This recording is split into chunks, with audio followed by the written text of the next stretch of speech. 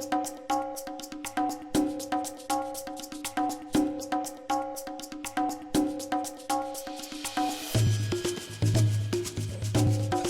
family, 𝘃𝗶𝗱𝗲 on Our Roots podcast, where only the strongest roots see the light, brought to you by Botánica candles and more. And if you haven't had the opportunity, please go ahead and tap on that subscribe button and share this video. Today's episode is 𝗃𝗲 and Olokun, and the young lady that we are going to be introducing and have with us today on this podcast has quite some credentials. So first and foremost, she is the owner and operator of the 𝗃𝗶𝗱𝗲 Mama Shop. She has been featured on CNBC. Apart from that, she boasts 250,000 followers on TikTok. She is a daughter of Olokun and my goddaughter. Please welcome me in welcoming Miss Shontel Anestasia. Hello, Shontel. Hello. Thank you for having me. Oh, the pleasure's all mine, Mihada. Thank you so much for taking the time out of your schedule and a very hefty move, from what I can see, to sit down and speak with us. How was it transporting yourself to Los Angeles all the way from Harlem? It was transformational. The drive was long. We literally traveled about 11 states, starting from New York, Utah, Nebraska. I got to encounter different types of people, which I love, different cultures, different backgrounds. Some parts were a little bit scary, but I'm happy I drove there because it definitely changed something in me. I still don't know what, but it became a spiritual journey, and it was not intended that way. I just wanted to move. Awesome. Yeah, and being a lifelong New Yorker, I could imagine how emotional that was. I got a chance to see your video, and it was so well made, just seeing the different places that you drove through. I'd like to kind of get into, before we get into Olokun, what were some of the parts of nature that were really impressive to you, as you guys were driving? Did you have any great ocean views? Did you go across the Grand Canyon? Was there anything really, impressive? No ocean. There was a river and stream, I would say, around Denver. I believe the most beautiful part was Utah. The mountains had like this reddish color, and they came very, very tall. And you could tell the mountains were there before humans came and built the road. And it was quiet. Like, I literally turned off my music, turned off the radio. My boyfriend was sleeping. He slept a lot of the trip. I ended up driving. Nice. And it was just silent, and I can hear my thoughts. I did a whole bunch of things I had to figure out. I figured out on the road, and just seeing nothing, like there was nothing built. So seeing land that was untouched by humans, it just brought like a sense of peace. Like, wow, this is nature. And it was almost scary too, because there was no other cars. It was just me and a big 15-foot U-Haul truck. So it was kind of scary. Like, if something goes wrong, we run out of gas, like there's nothing here. But I always prepared myself. We never had less than half of a tank because I did not know when the next gas station was going to be. So it's putting a lot of trust in the Most High. However, I would say Utah was beautiful, quiet, serene, even the air. I wind down the windows coming from Harlem and breathing in Utah air. You can feel the difference. Oh man, Harlem air, man. There's nothing like taking a breath uptown.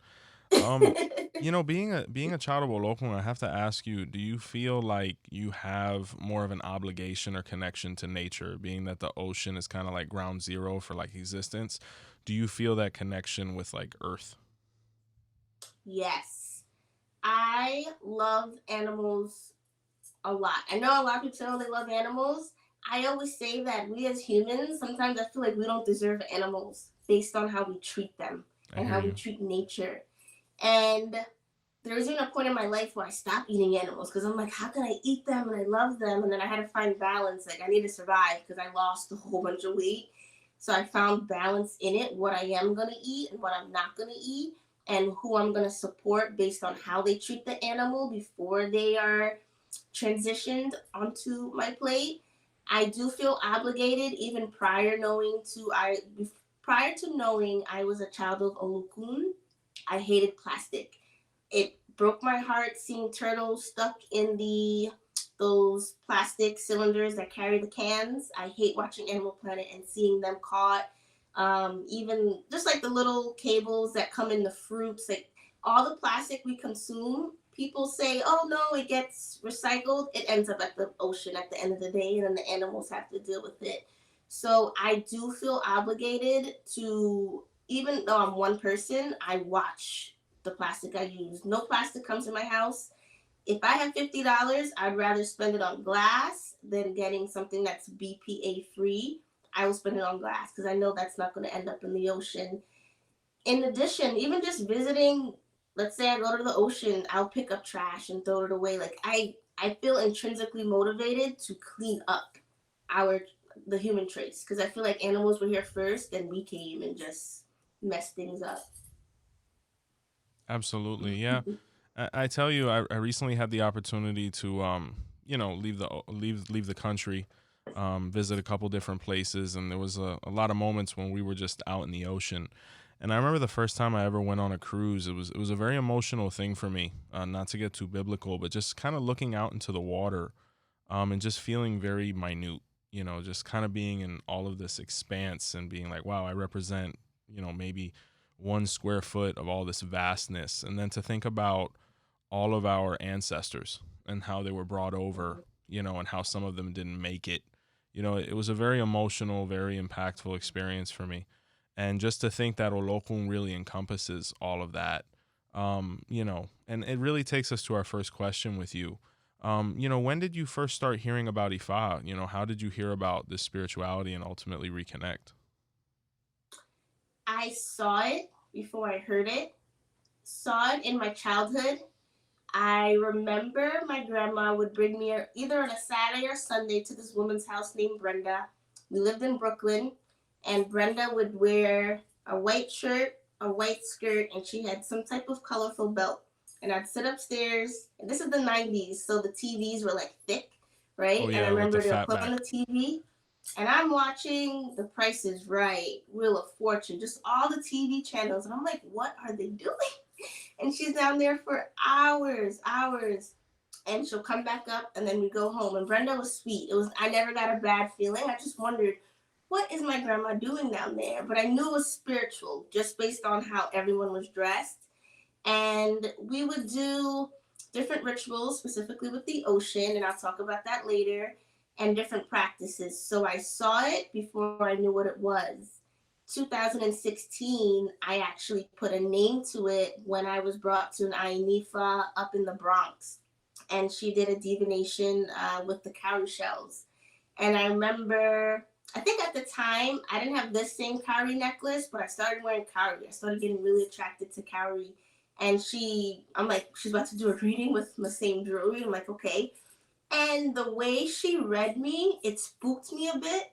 And she gave me a lot of taboos, and it kind of took me back because it was problems I encountered, adversities I had in the past, and I understand why I had those adversities. And she gave me specific warnings on specific types of people I need to be careful with. And she gave me a remedy with a pumpkin, like different things. And I did it, and I saw changes, and it opened up definitely curiosity. Like, okay, what is this practice or this religion? Absolutely. Yeah, we can all kind of look back at that first monumental experience, whether it was a divination or an interaction. When did you first hear about Olokun specifically? Ooh, it was actually through YouTube. Can't remember the YouTuber, and he had it was Olokun and his children. Excuse me. Olokun and his children. And I listened to it, and the characteristics of Olokun was very, very on point to my life and my story. Excuse me. And when you first heard about this energy and this deity, what was it that interested you most about him? Like, what was the thing that kind of popped out? Because he's so complex. What was it that really, like, shot out to you? They mentioned a lot about the darkness. that resided in Olokun, right, and his children. And another thing was the I believe he is half female, half woman, so hermaphrodite. And I found that very interesting because I'm a very free spirit and bubbly person. However, even sometimes I scare myself because there's this residual darkness, but not evil. Darkness doesn't have to be evil, just darkness that is within, right? And I never could put a name to why. And it's something I kept down, right? And then the hermaphrodite, I cannot say that word, the hermaphrodite, Like hermaphroditic. Yeah, the like swaying back and forth. That's something that I struggled with, and I never came out the closet. Even though now it's very open, it's something I never wanted to do because it was an internal struggle of wanting to be masculine and do masculine things, but then also wanted to be feminine and soft. So that drew me in to hear of a deity that embodied my inner struggle that I never made public to other people. Absolutely. And I think that's part of the human experience, especially when you talk about the darkness, right? Because Mm-hmm. not necessarily secrets or things that we're hiding only, but, finding ourselves, delving into the part of ourselves that is subconscious that we may experience, whether we're dreaming, whether we're, it's random, where we're finding out who we are.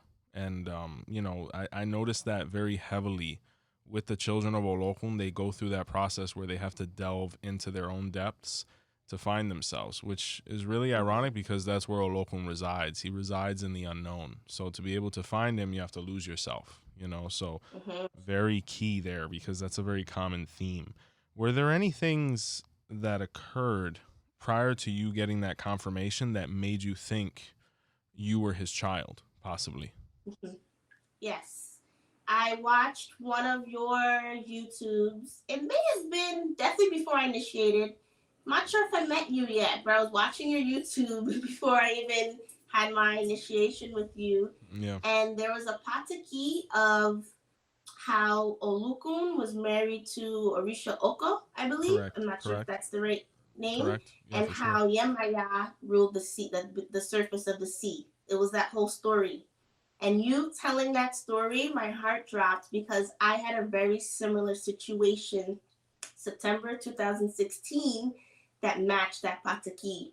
And it changed me like forever. That was my spiritual awakening. And listening to that story, I was like, okay, there's too many similarities. I feel like this orisha embodies me. And then also, my dreams have been vivid since a child. My grandmother, I don't have the book. It's actually, I'm using it to erase my iPad, but it's a dream book my grandma gave me, maybe around 10. And since I've been young, she's had me recall my dreams. Excuse me. So dreams have been important. Excuse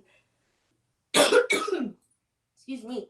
And I remember about a year before I received Olokun in ceremony, I had a dream of being in New York and there was a huge like tsunami, a wave, but it wasn't destructive. And a person who looked similar to you, same complexion, couldn't make out a face. They were there. And they gave me a 𝘃𝗶𝗱𝗏. And the 𝘃𝗶𝗏𝗏 was very simple, similar to the 𝘃𝗶𝗏𝗏 my grandma had in her home. And it's interesting, the day I received the Olokun, there was two 𝘃𝗶𝗏𝗏s, and you told me to pick one. The one I picked was the one in my dream. So there was so much alignment and so much coming to me in my dreams and just through the videos I was watching that I almost was certain this was my orisha, but I didn't want to hold on to the outcome because I didn't want to be disappointed if it was another orisha. Yeah, of course. And in y'all's awakening process, I would say the Children of Olokun is very, not only intense, but very profound because you have those depths. You have all that aspect of yourself that is unknown. And I remember not only that dream, but I think even before your hand of Ifa, I'm not sure if it was that same dream, but you told me something very similar. Like you were having a series of them as you were getting closer to that reconnection. And I'm in myself, I'm like, man, she probably is, but definitely being the professional on the other side of the mat, I try to not become biased either, but I was very doubtful that you were going to come out a child of any other orisha, Mhm. especially with how enthused you were with him. And I remember when I first read you, actually, and it was with the 𝗀𝗲𝗿𝗀𝗶𝗍𝗲. And for all of those that may or may not know, the 𝗀𝗲𝗿𝗀𝗶𝗍𝗲 speaks of the movement and transformation of Olokun, right? There's a pataki that speaks of when Olokun would constantly be giving. Usually the children of Olokun, the people initiated in him, her, however you want to look at the concept, are very giving. They're very, charitable. They're constantly in an action of servitude. And Olokun would give this village everything, presumably the Yoruba people. And, whether it was fish, whether it was minerals, whether it was any type of wealth. And, she really wasn't expecting anything in return. But usually they would do a festival on an annual basis in her honor. And, she was content with that. But one year they forgot it. And she flipped out. She completely lost it. And that's where the tsunami and the typhoon and all of the violent manifestations of the ocean manifested. And she completely decimated the village. So after this occurrence, she woke up the next day, I guess you could liken it to a hangover. Unfortunately, she kind of blacked out. And, she woke up and she saw the massacre and she said, "Oh my Lord, what's occurred?" In some versions, she visited Orula. In other versions, she looked at the sky, and both of them told her, "You did this." And she said, "No, there's no way. I would never do anything like this." And they said, "Well, everybody has their limit, so you have to be very careful and not become too emotional. Try not to give as much as you receive, because that way you'll avoid feeling the way you felt, which was slighted." And from that day forward, Olokun made sure the relationship with the children and whatnot was on a very transactory basis. You give me, I give you, so that it wouldn't become too emotional. So when we look at the characteristics of this deity, it is very emotional. When I was on the water recently, I was looking at how peaceful and how tranquil it was. And I'm like, man, at any given moment, it could pop off out here. A wave could happen, a hole could just open in the middle of the ocean, and we're done for. So it really made me lean back, knowing that now we were going to interview you and thinking about this Odu and whatnot. I was like, this is where this ancestral information becomes so key, because the ocean is emotional, and that's why we have to be careful, like you said, with how we treat her. And that's why every now and again we have a horrible world occurrence of whether it's a tsunami or even an earthquake, which is caused by the ocean as well. Because Olokun, wants nature to be treated well. So I guess my question for you is, have you always found yourself to have that character? I mean, me knowing you, I know that you are a very kind human being, but have you always noticed that within yourself, that you're always giving? Is that part of your nature? Yes, because it bothers me to see other people suffering. Even if it's a movie and it's staged, I'll cry. I don't like seeing other people struggling. So I like to give. However, I had to learn the hard way to not give when my plate is also empty, because most likely the person is not going to give back when they have. And that's what brews that resentment and that hurt and that pain, and it festers and it festers. And then, yes, that hole starts to develop until, boom, I explode. So, yes, I've always been a very giving person. After you giving me that warning, like I need to stop giving so much, I'm almost too nice and people just don't appreciate it, I pulled back a little bit and I give in increments, and I see the difference. I don't feel so upset. Not that I want to have a thank you. Sometimes, like what we do sometimes is a thankless job. Sometimes people don't say thank you. That's fine. But sometimes you're like, damn, like I really helped you. Just a little thank you, something, a TY, like something. So I definitely learned to give in increments, and it keeps me giving. Absolutely. And that's what I love so much about Ifa, is that it gives us that reminder of, hey, God doesn't necessarily have to be this figure in the sky. It could be the ocean. It could be earth. Just having that moment of gratitude and communion with these places in nature are going to pay dividends, whether it's karma or whether it's just blessings or an overall good feeling in general. I remember the night before your 𝗃𝗏, when we were going to reveal your information spiritually. And I remember we had a conversation. I remember you pulled me to the side and you were like, "Hey, Padrino, I I think I'm gonna ask for Olokun first. I said, Mhm. that's perfectly fine by me. You could ask for whoever you want, any of the 401. But you know what the ramifications are. You know, it's a little bit, it's not commonplace, right? So, and you looked at me and you were like, yeah, I know. So I remember the next day when your Odu was revealed and, you asked for him, he came out on the first shot, which is very rare, because usually when we're asking for Olokun, it's because we've asked for 20 other Orishas and everybody said, not me, but just for you to have that awareness and for it to come out on the first shot, as we like to say, is really impressive. So I have to ask you, after going through a lifetime of wondering, finding yourself, getting in contact with yourself, how did it feel when it was finally confirmed? Like that moment of, finally. You actually made the right sound, and it was like relief. Yeah. Because I always questioned why I had to go through what I went through, and sometimes I questioned my sanity. Like, am I okay? So, like, We all I have had to. a lot of like, I'm like, ugh. And hearing Olokun, I was like, okay, it makes sense because this orisha embodies a lot of what I had to experience.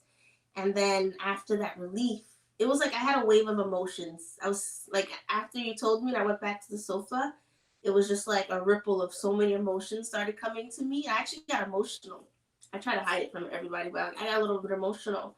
Then I felt it was like self realization kicked in. Like, oh my gosh, like I am this powerful Orisha. I've always felt that on the inside, but going through life, I think a little bit of my power got chipped away through my experiences and the traumas where I almost felt like cellophane. I felt like I have this huge purpose. I want to take up all this space, but I feel invisible to so many people.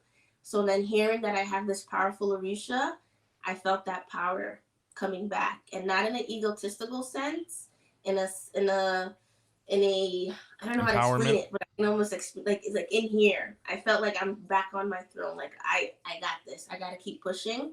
And then another thing, it gave me a little bit more fire, a little bit more passion. Like, all right, I gotta like hit the ground running. I have a lot to do.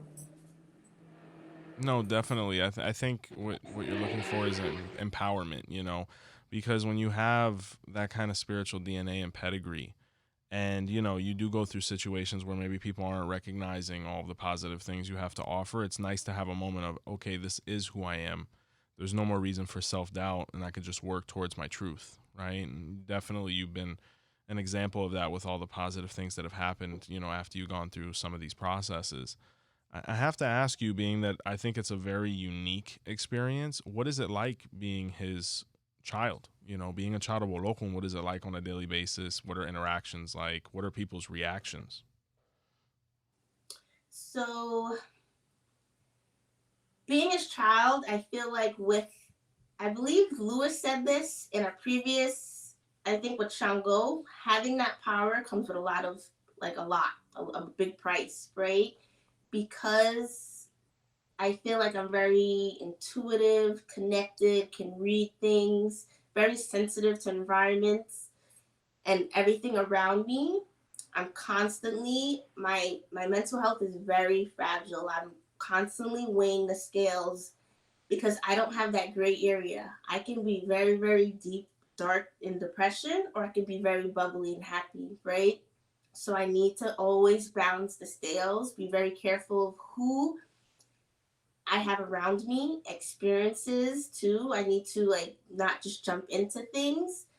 And in addition, my mental health, I believe because I have that shadow side to me, I need to always keep myself in check because sometimes when I meet people, I can be a little bit wary of people, and not in a sense like I'm scary. It's just like I really can't put it into words, but because I've seen the darker side of humanity, I can be a little pessimistic with my one-on-one interactions with people. People may not see it. People think like, "Oh, I'm just the life of the party," but that's almost like how the ocean is. The top of the ocean is very calm, but you don't know what's below the surface. So I may look very happy and I'm enjoying myself, but I can be super anxious. It could be too much energy. I can be picking up a lot. So having this orisha, it's always an ebb and flow too. My emotions, I can be happy, and then 30 minutes later, I get triggered by a sound or something that someone says, or an old memory comes back. Then I could be chill. Like I could go through many different phases or versions of myself within a day. And because of that, not everyone can handle that. And I learned that because my personality can be very strong, maybe before 28, I used to just, when I meet someone, I just put everything out on the table, and people would just be like, whoa, it's too much. And people would run away, and I'd lose friends, and that rejection hurt. So I learned to give myself in increments, almost like peeling back the layers of an onion. And if the person sticks around, they get blessed, because not many people stick around, like really stay with me.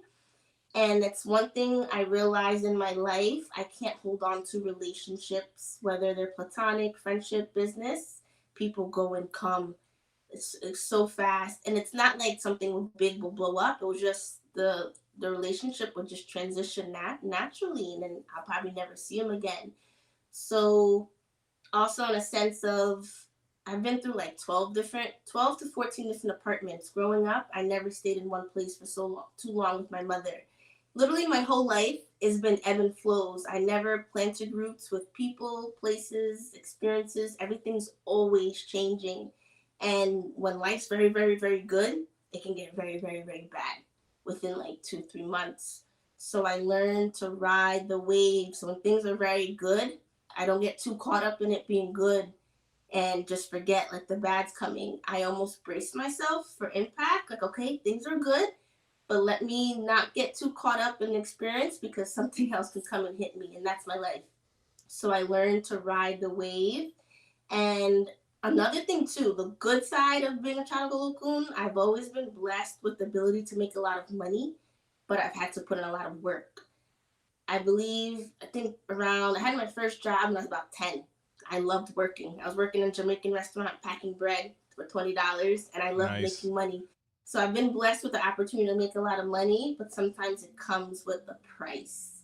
Like I have to endure something really traumatic, and then I make it through, and then I get blessed. It's good, but sometimes it can be like, damn, that's a lot. So it's not an easy. It can be heavy sometimes to carry. However, I know that the more weight and the more heaviness you carry in this life, the bigger the purpose you have. So at the end of the day, I just look at it from a higher perspective. Like, I know I can help a lot of people. I'm going to change the world. I just need to master this. I need to master what goes on in my head. I think the biggest thing is my mind. My mind doesn't shut off. And just learning to let go of the past and grow through what I go through.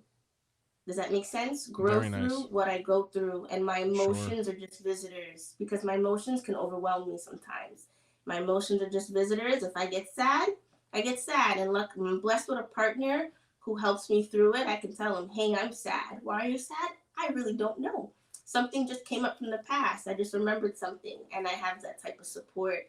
So yeah, it comes with a lot. I can go on for so much longer about being a child of Olokun, but in the midst of it, that's what my day-to-day life is. However, people would never see that or know that, because I keep a lot of that in my home, or even just within me. The ocean is like that, you know. It's like we say, you could look at it and think it's completely calm, but it's never still, right? And you never know what's going on under the surface. That's why it's very key to allow things to kind of manifest and go with the flow, as long as the flow goes with you, you know. How do people react when they're like, "Oh, you're initiated. Oh, you're a child of Olokun." What are those reactions like when you tell them, "No, I'm a child of Olokun"? I haven't been able to tell anyone in person. Online, a lot of people are like, oh, wow. And then they're like, okay, they can see the power in having that orisha, and then they look at my life and they're like, okay, that makes sense. I think also what I've also encountered, to be honest, some people, I noticed they may feel some type of way, like, oh, you lucky, because they think the orisha is only wealth and success and fame. They only see the glitz and glamour of having the 𝘃𝗺𝗃𝗃, not Right. realizing the 𝘃𝗃𝗃 comes with a lot of weight too. So I've gotten a lot of people like, wow, that's respectful. Like, that's a rare 𝘃𝗃𝗃. Good job, mama. I've gotten that. And then some people like, are you sure? Well, your 𝘃𝗃𝗃 can change. I don't know. And I'm like, okay. Yeah, you have a bunch of different viewpoints, and I think what happens is, being that it is such a rare thing, a lot of people do get caught off guard. But when you look at the child of Olokun, they really are within Ifa destined for greatness, because apart from being probably the first energy here on earth, being that everything came from water, his children had this predisposition towards excelling within the spiritual, whether they're amazing spiritists or they were meant to get initiated in orisha, and ultimately Ifa. So when we look at odus like Obeyono, Irosoumbo, it speaks of the children of Olokun gravitating towards getting initiated and all the benefits that came from it, because all of Olokun's children, whenever they did go through their processes, they were blessed heavily, because their parent was content with them at that point. Olokun wanted to see all of his children aligned with Ifa and assimilated into Ifa, because he loved Orula. He loved everything that Orula represented. To him, he would try to fashion himself after Orula, even though Orula was much younger than him. So, being a child of Olokun, being that you have gone through quite a few initiation processes now that are very impactful, what has initiation provided you, you feel? The biggest thing is structure, because Nice. I've always been very spiritual and drawn to so many cultures. It's almost like I don't know where to go. Like I have so many pots I can dip my toe into. And then once I initiated, it was almost like, think of a bowling alley and those guardrails that go up. It was like, boom, this is where you go. So it's like a roadmap. Because before I was almost all over the place. I didn't know what, I tapped into Hinduism at one point. So I was a very strong devotee that taught me a lot of discipline with fasting and reciting mantras. So I had the discipline, but something quite wasn't fitting. And then when I found Ifa, there was almost like a sense of familiarity, and I Mm-hmm. think that came from my childhood. Something felt right, something clicked, and then now I had that structure and that roadmap. And once I initiated as well, I felt protected in a sense, because being on social media, you put yourself out there. I felt my Sure. energy. I felt it. I did a lot of protection work, my own stuff in the house, but I felt a shift when I received Hand of Ifa. There was definitely a shift. I didn't feel so open to the public, because that evil eye, that envy, you feel it. Even though it's through the screen, you feel it. And it made me hold back a little bit on how much I posted, because I was almost scared to blow up, because the more people you see doesn't necessarily mean the more people are going to love you, right?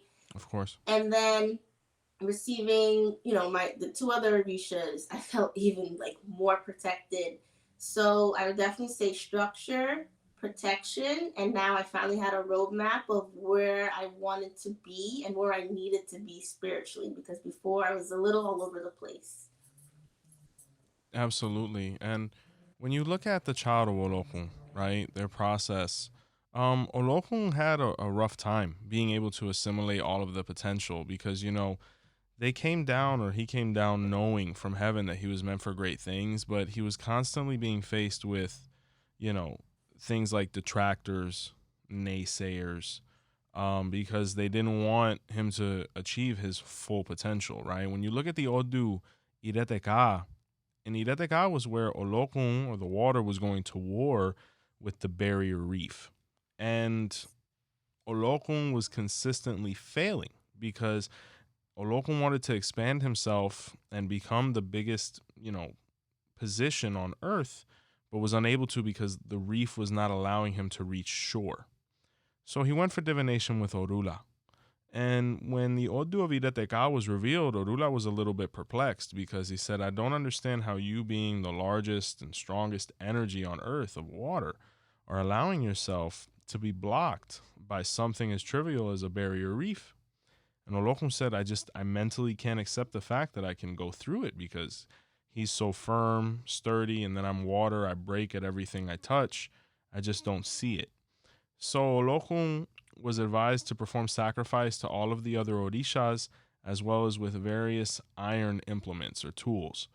When he did this, the other orishas asked him about his situation. He clarified, and they said, well, if that's the case, we'll help you, because if you succeed, all of us will succeed as well, because a larger ocean just means more resources for all of us and our followers.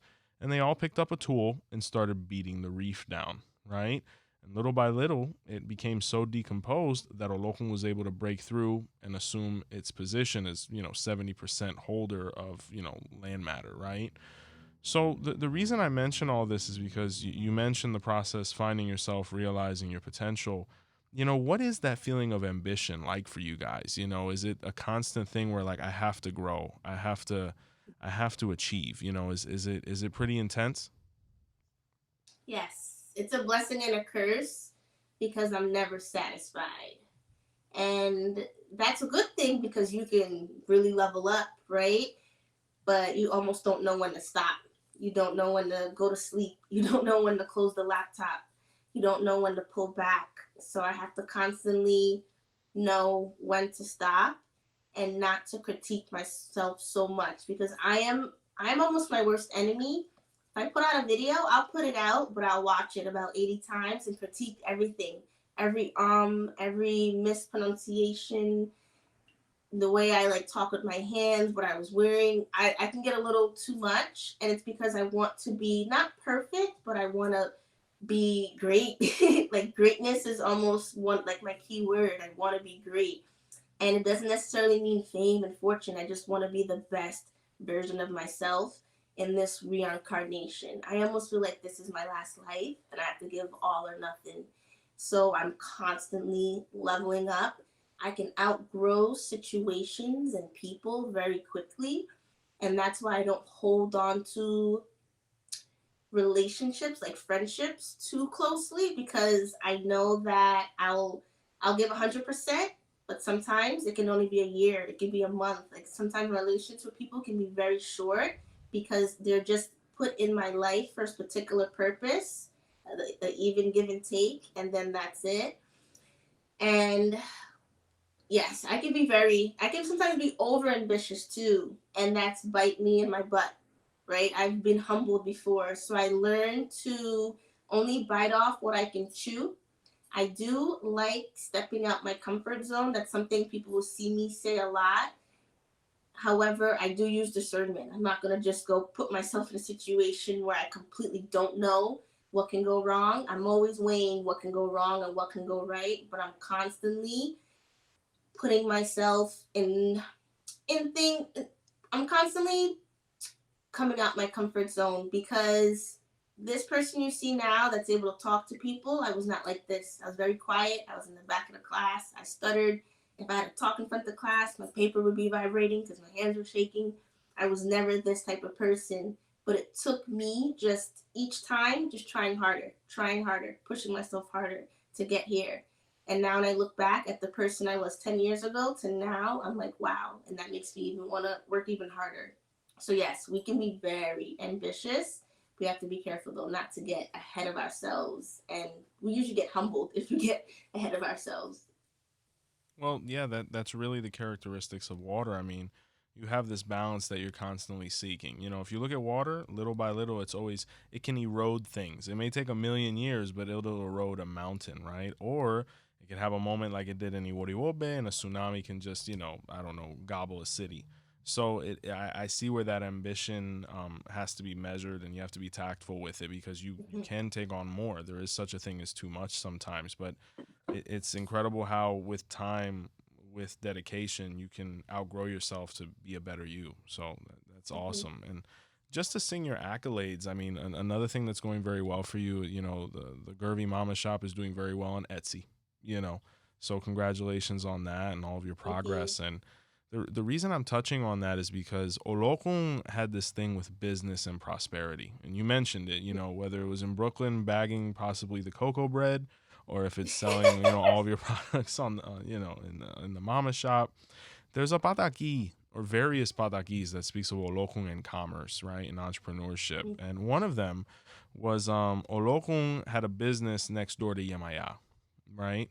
And Olokun would sell roosters, and 𝗀𝗻𝗃 would sell ducks. Both of their businesses were going horribly, right? They would move a duck here or a rooster there, but it wasn't what they felt they should be moving. Like, these are two protein sources and sacrificial items that are very popular. Like, you know, what's going on? So they both went for divination, and they both performed sacrifice because 𝗃𝗶𝗱𝗲 divined that they were going to be very prosperous, but they needed to learn how to collaborate with people, you know, around them. This was very difficult for both of them because, you know, they had been, you know, taken advantage of. You know, they wanted to work on their own. They were very much perfectionists.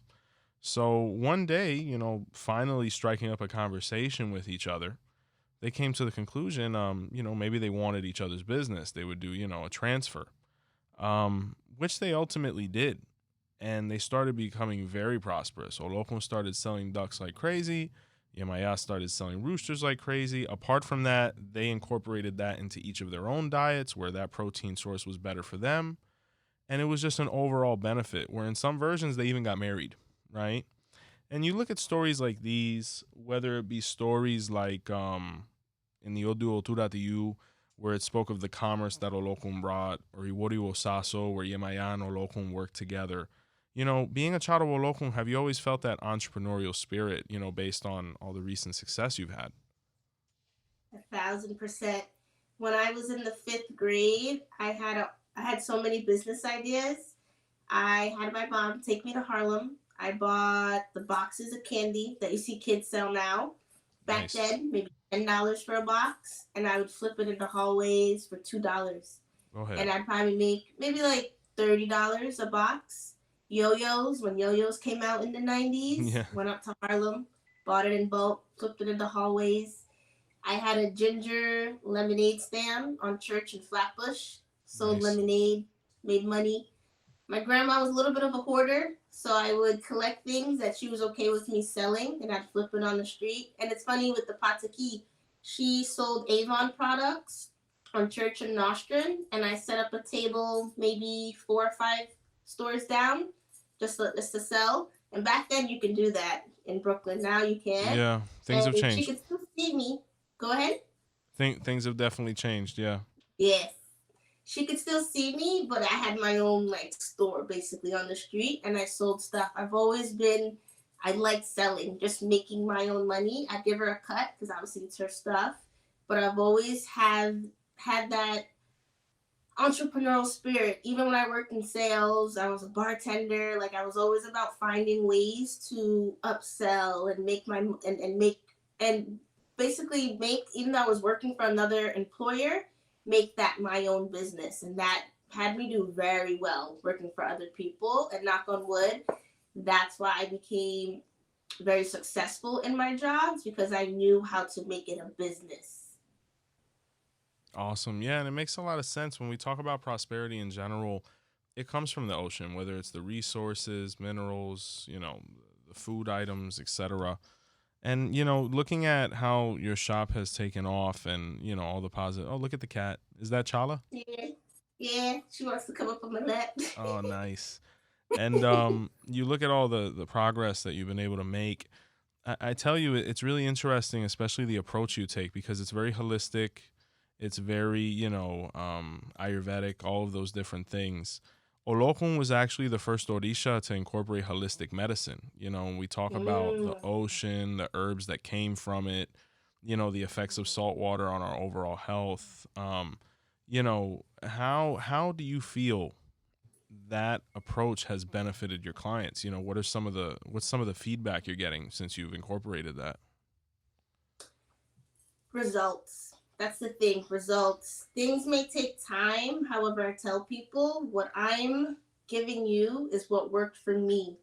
I had to get sick a few years back to find a way to heal myself because I didn't have insurance for doctors. So a lot of the certifications I got was through my own studies, because I have eczema. right? So I had to find ways to naturally heal myself. And it's not just putting something on your skin, it's what you take in your body, it's your environment. There's a lot of things that come into place when it comes to healing. So through healing myself and learning is how I was able to heal other people. So one of the biggest things are people realizing that not only are they getting results, but it's lasting. I'm not putting a band-aid on the situation. I'm getting to the root of the problem, whether it be their, mental health, something that's going on within their body, their spirituality, whatever it is.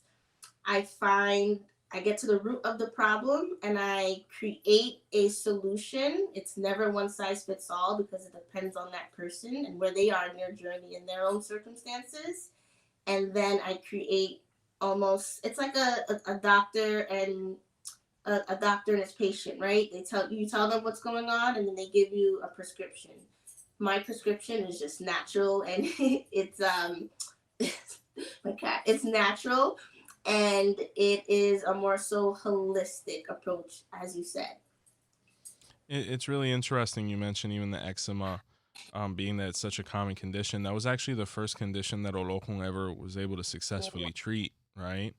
So, yeah, if you look at the Odu of 𝗀𝗲𝗹𝗁 or 𝗀𝗲𝗵𝗏, was where the son of Olokun had a skin condition. And in this specific case, it spoke of when Olokun's child wanted to get initiated in mayombe or any, spirituality where it involves skin marking, right? Being that there's so many different tribes in Africa that incorporate this. But he actually caught an infection from the blade that was utilized.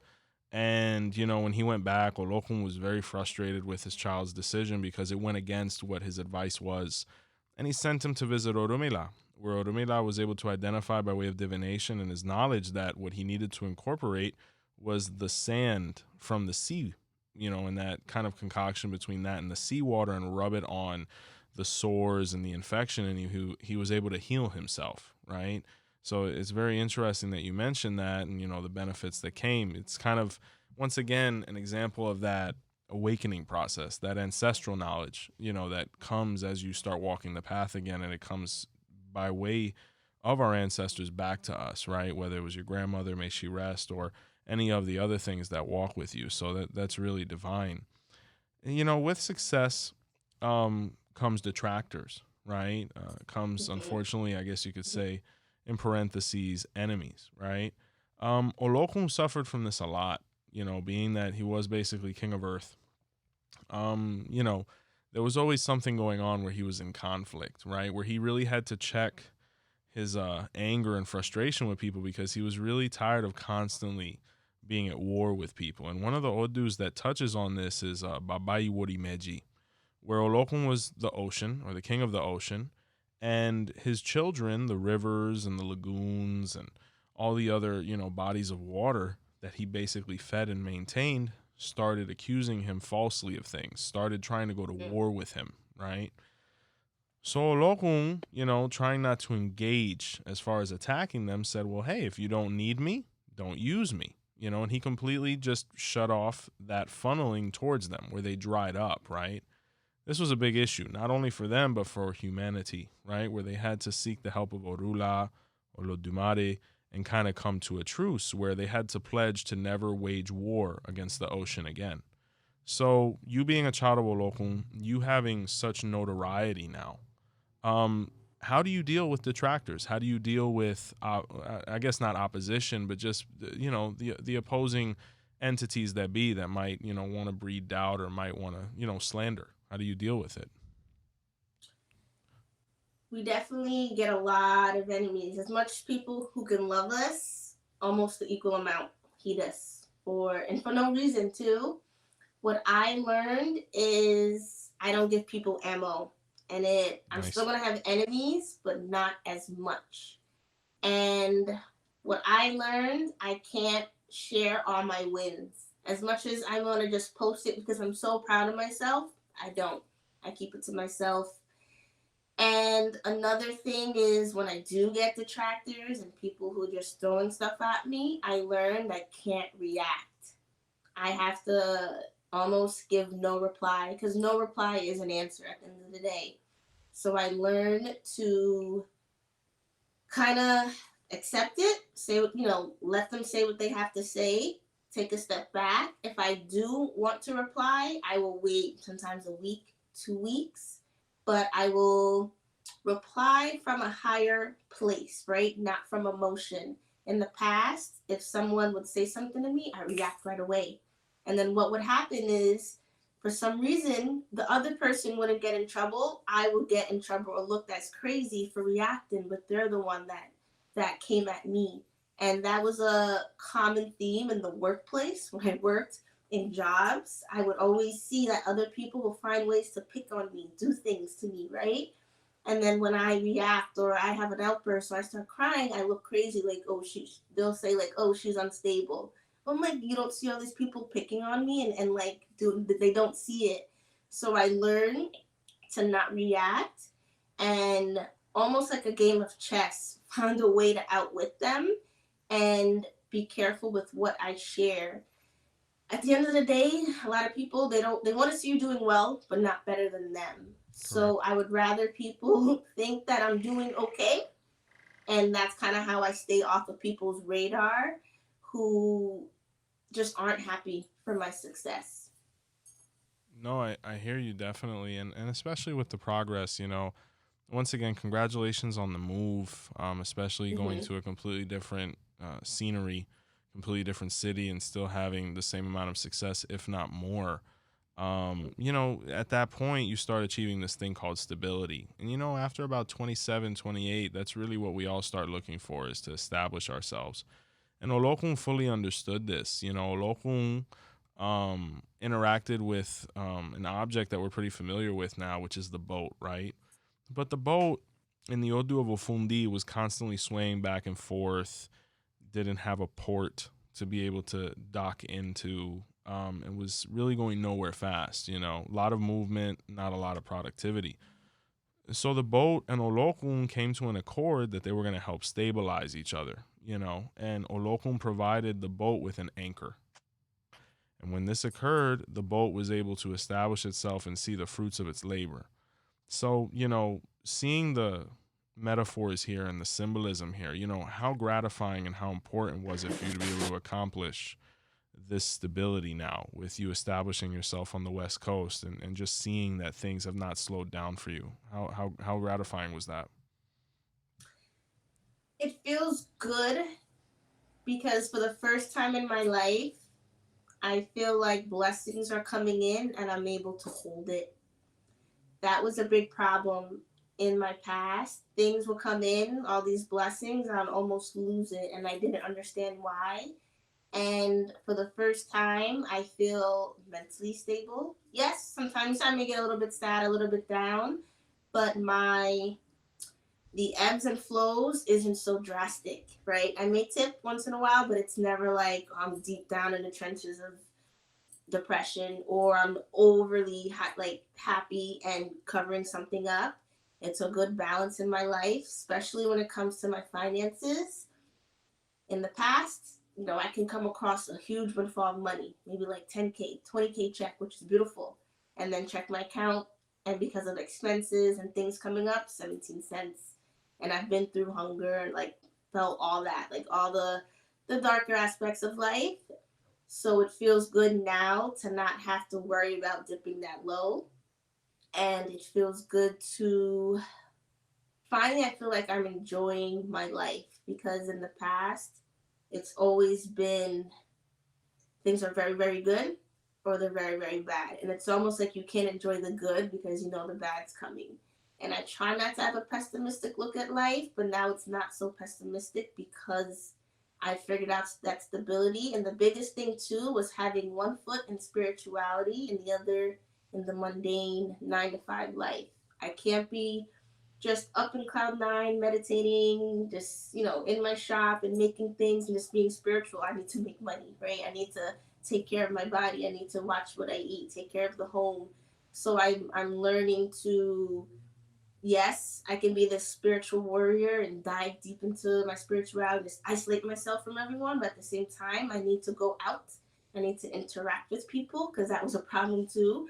That's why I do sports. It keeps me interacting with humans so I don't lose touch because if you stay inside for too long, you almost forget how to interact with people and you become awkward. Sure. So I'm learning to balance both. And of course, pay my bills on time. Because I feel like that's a thing with people like who are very, very spiritual. Sometimes we forget about the mundane parts of life that we have to abide to. Unfortunately, you said it before, we live in a capitalist world. So we have to remember those things. So I'm about to turn 31 in like 10 days. I feel like I finally mastered both sides of me, a businesswoman and the spiritual warrior I am. Nice. No, it's always great to hear that fulfillment, because that's the journey we're all on, is finding our other half and really harmonizing ourselves with it, because everybody is a duality. And that's why Olokun is such a great teaching point, because you have the surface and you have everything below, and there's so much more on the interior. What was it like receiving your guardian orisha last year? Without going into ceremonial details, like how epic was that for you? It felt, it almost felt like deja vu. And I think because I dreamt of it before, it was actually happening. And I was grateful. I felt gratitude. I felt almost, I was like completing a chapter. I felt like a chapter in my life was closing. And finally, like another one was opening. And that happens a lot in my life. But this chapter felt like a huge chapter. It almost felt like the work I've been doing started 10 years ago when I was like 21. When I tapped back into spirituality, I literally felt like that chapter was closing, like you did it. Like that was a big check I needed to check off. And now I feel like I'm stepping into my destiny, because that's something I've always been searching for. Like, what am I here for? What am I meant to do? Even when I was little, I'd look in the mirror. I was kind of weird as a kid, but I'd look in the mirror at myself. I'm like, who are you? I'd literally say, who are you? And now I feel like, okay, I know who I am. And receiving that 𝗃𝗶𝗱𝗲, I got emotional because that same 𝗃𝗶𝗱𝗲 sat in my grandma's home. I just remember it. I don't know who was in it. It could have been 𝗃𝗶𝗱𝗲, could have been Olokun. I don't know who she had. We do believe she was a child of 𝗃𝗃𝗲, so just receiving that, I felt closer to my grandmother as well. I felt like she was preparing me for this moment. The whole, I'll say that the 30 years of my life, even though she was not with me the last 6, I know she's here. I can tell when she's here. So it's almost making her proud, because she prepared me for this, and I listened, and she left a lot of breadcrumbs. She didn't tell me what she was doing and what the religion was, but she left breadcrumbs, and I listened and I followed it. So I felt like a big pat on my back. I knew she was there during my ceremony for sure, and I know that she was proud of me. So there was so many emotions, but I didn't even bring it home. I kept staring at it. I was so happy. I like laid down white cloth. I set up a whole pretty I remember you sent me the photo. Yeah, it was nice. I was so happy because I didn't want her to be I didn't want him to be on the ground. Like, I was just so, I know, like, to the outside world, people are like, it's just a pot. But I'm like, no, this is not a pot. I was so proud. And, when I'm taking care of it, just looking at everything, it just makes me feel so good. So, so, so good. Shontel, this has been a wonderful interaction. It really has been. And I just want to give you the opportunity to kind of mention anything you'd like to, maybe some of the new things that are coming with any of your businesses, your channels, or, any final thoughts you'd like to provide to, our community. Yes. So I am a visual artist. I found a way to channel a lot of the inner turmoil that sits within me into my art. So I'm now stepping into filmmaking, and I'm merging filmmaking with spirituality and also telling my story, because I feel like it's beneficial to heal and to help people through your traumas, but you have to give it in a way that's digestible, that's creative. So that's something I would love for people to look out for. I did drop my first documentary on the spirituality of tattoos. So I dived into the deeper aspect of tattoos and its history in not only African cultures and other cultures. And And another thing is, I guess words of wisdom for people who are a child of Olokun and people who are not. Bruce Lee had an interview in 1971, and he said that we all should be like water, be formless and be shapeless. And the reason is, when you take water, right, and you put it in a cup, the water becomes a cup. If you take water, you put it in the bottle, the water becomes the bottle. If you take water, you put it in a teapot, the water becomes the teapot. So it's teaching us to not let our outer experiences and our outer circumstances shape us. We should be formless, be shapeless. You should be flexible in your body and mind. And that was one of the pivotal things that helped me through all the ebbs, all the turmoil, all the chaos in my life. Was, even though so much horribleness is going on, I didn't let it make me hard and rigid and just cold. A lot of people can shut down when they go through trauma. I dug deep into myself, into my unconscious, my psyche, so much shadow work, spent time alone, and really dug deep into what happened and pulled out that silver lining. Because no matter how bad the situation is, I truly believe there's a silver lining. And you pull that silver lining out, right? And then you have this knowledge, and you take that knowledge and you plant it, and it becomes seeds and becomes wisdom. So when something else happens, you understand how to navigate through those waters, so to speak. So, everyone I know out there is going through something, right? So I hope that just that piece of knowledge helps you navigate those murky waters, and that just know that nothing is happening in vain. Everything is happening for a reason. And I said it before, it's so important to grow through what you go through. And I say it one more time, grow through what you go through. Your circumstances do not make you who you are. You got to transmute that pain into power. And that is it.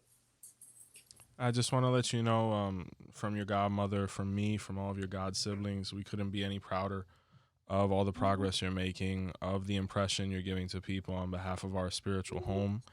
The beacon you're providing, especially with all the feminine work and work you do with women who are recovering as well, and all that's so honorable. May 𝗀𝗲𝗍𝗲 bless you.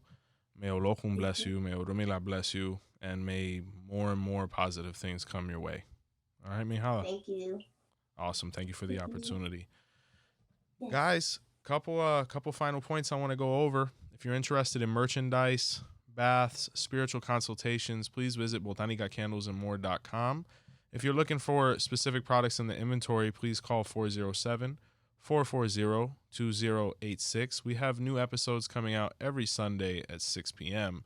So from all of us, 𝘃𝗶𝗱𝗲𝗏, Botánica, Candles, and More, and Our Roots podcast, until next time, see the light.